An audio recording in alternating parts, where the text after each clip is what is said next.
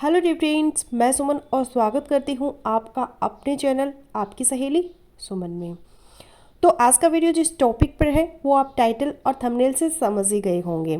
आप प्रेगनेंसी के लिए कोशिश कर रही हैं, ओवुलेशन आपके अंदर हो रहा है, अंडे बनते भी हैं, अंडे फर्टिलाइज भी होते हैं, लेकिन फिर आपको पीरियड्स आ जाते हैं, गर्भ ठहरता नहीं है, इम्प्लांटेशन फेलियर हो जाता है।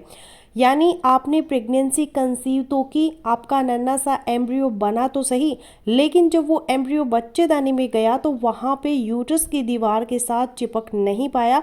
इसको कहते हैं इम्प्लांटेशन फेलियर। और इम्प्लांटेशन फेलियर क्यों हो जाता है? अगर आपके अंदर हो रहा है इम्प्लांटेशन फेल तो क्या लक्षण है, क्या सिम्टम आएंगी आपको, और अगर आपको पता चल गया है तो इम्प्लांटेशन फेलियर को रोकने के लिए आप क्या कर सकती हैं ताकि आपकी प्रेगनेंसी सक्सेसफुली हो सके। यही चीज़ें डिस्कस करेंगे आज की इस वीडियो में। तो चलिए बिना देरी के वीडियो शुरू कर लेते हैं। वीडियो अगर आप लोगों को यूजफुल लग रहा है तो प्लीज़ वीडियो को लाइक और शेयर कीजिएगा। चैनल पर पहली बार आए हैं तो प्लीज़ चैनल को बिना सब्सक्राइब किए मत जाइएगा। अब ये चीज़ तो आपने समझ ली कि आपका एम्ब्रियो बना, वह बच्चेदानी की दीवार के साथ जाके चिपक गया, इसको कहते हैं इम्प्लांटेशन। और आपका जो एम्ब्रियो बना वह बच्चेदानी की दीवार के साथ चिपक नहीं पाया, इसको कहते हैं इम्प्लांटेशन फेलियर। अब ये इम्प्लांटेशन फेलियर क्यों होता है? इसकी काफ़ी सारी वजह हो सकती है, लेकिन जो मेन है, जो ज़्यादातर महिलाओं में होती है, वही आपको बताऊंगी। उनमें पहली रीज़न हो सकती है वह है हार्मोनल हो सकते हैं। आपके हार्मोन्स के अंदर गड़बड़ हो सकती है, खास तौर पे थायराइड के हार्मोन वहाँ पे बहुत ज़्यादा इम्पॉर्टेंट है, वह ज़रूर चेक करवाने चाहिए। और एक और बहुत ही इम्पोर्टेंट हार्मोन यहाँ पे होता है प्रोजेस्टेरोन, जो कि इम्प्लांटेशन के टाइम पर आपके अंदर अच्छी क्वांटिटी में बनना ज़रूरी होता है ताकि आपके बच्चेदानी की जो अंदर की लेयर है एंडोमेट्रियम, वह उसको बनाए रखे और आपका इम्प्लांटेशन सक्सेसफुल हो सके। अगर आपके अंदर उस टाइम पे प्रोजेस्टेरोन नहीं बनता तब भी इम्प्लांटेशन फेलियर हो सकता है। अब दूसरी रीज़न यहाँ पे हो सकती है स्ट्रक्चरल, कि कुछ एबनॉर्मेलिटीज़ है, आपके बच्चेदानी की बनावट में कोई प्रॉब्लम है, बनावट में कोई नुक्स है।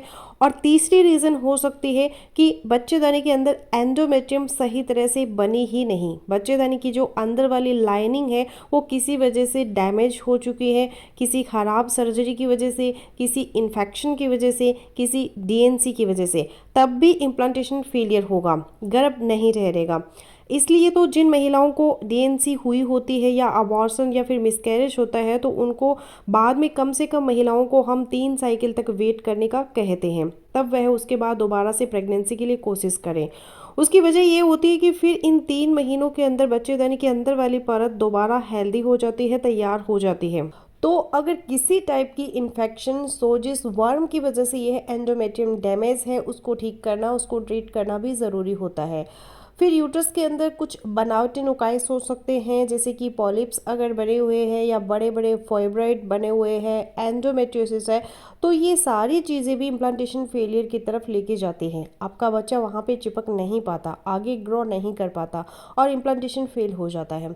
अब समटाइम्स ऐसा भी होता है कि हार्मोन भी ठीक है, आपने चेक करवा लिए, थायराइड भी, प्रोजेस्टेरोन हार्मोन भी ठीक है, और बच्चेदानी के अंदर से चेक भी करवा लिया, उसके अंदर भी कोई चीज़ नहीं है, कोई स्ट्रक्चरल एबनॉर्मलिटीज़ नहीं है, वह भी ठीक है, फिर भी इम्प्लांटेशन फेल हो रहा है। इसकी एक वजह ये हो सकती है कि कहीं आपकी बॉडी के अंदर हीट तो बहुत ज़्यादा नहीं है, क्योंकि एक्सेसिव हीट बॉडी के अंदर यह भी इम्प्लांटेशन फेलियर का सबब बनती है। आपका एम्ब्रियो बनता है, चिपक नहीं पाता और आपको पीरियड्स आ जाते हैं। और अगर ऐसा है आपकी बॉडी के अंदर है हीट ज़्यादा, तो इसके लिए करना क्या है ये भी आगे चल के बताती हूँ। अब आपका इम्प्लांटेशन फेल हो रहा है, आपको पता कैसे चलेगा, क्या कोई खास सिम्टम आपके अंदर आएंगी? तो सुन ले, आप जज कर सकते हैं अगर तो कर ले।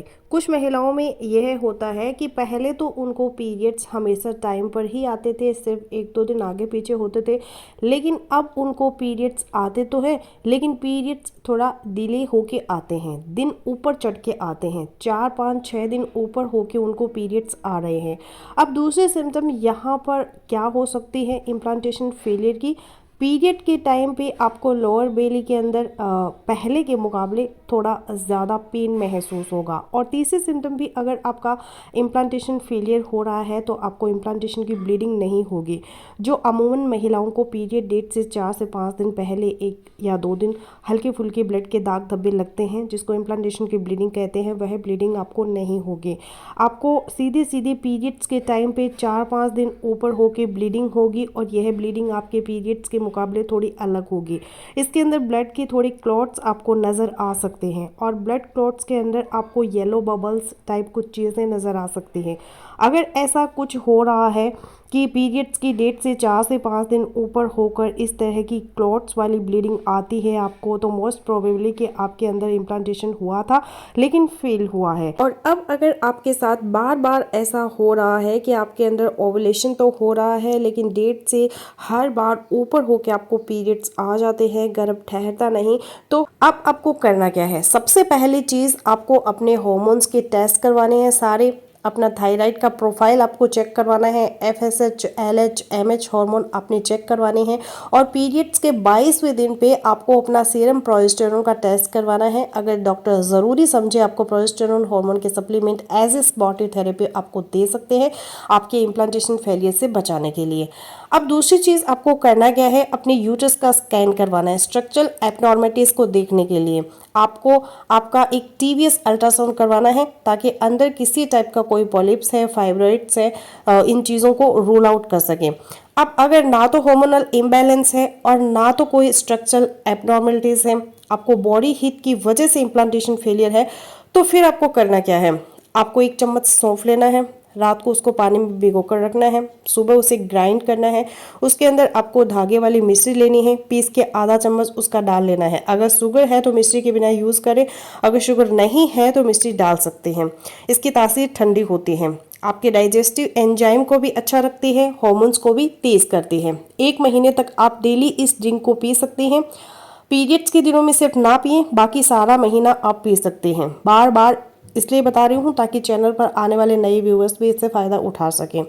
इसके अलावा जो गांव की महिलाएं होती हैं, उनके अंदर ज़्यादातर HB की कमी होती है, हीमोग्लोबिन की कमी देखी गई है। इसी तरह जो शहर की महिलाएं होती हैं, उनके अंदर ज़्यादातर विटामिन D और कैल्शियम की कमी नोट की गई है। तो यह तीनों चीज़ें भी, यानी कि हीमोग्लोबिन, विटामिन D और कैल्शियम, ये भी फर्टिलिटी के लिए ज़रूरी है, इम्प्लांटेशन के लिए ज़रूरी है, हेल्दी एंडोमेट्रियम, हेल्दी यूट्रस के लिए ज़रूरी है। तो इन तीनों चीज़ों को भी चेक करवाएं। अगर प्रॉब्लम है तो अपने डॉक्टर से इनके सप्लीमेंट भी लें। तो फ्रेंड्स, बस ये आज का वीडियो। आई होपफुली मेरा आज का वीडियो लोगों के लिए यूजफुल रहेगा। सो मिलते हैं नेक्स्ट वीडियो में, तब तक के लिए बाय बाय।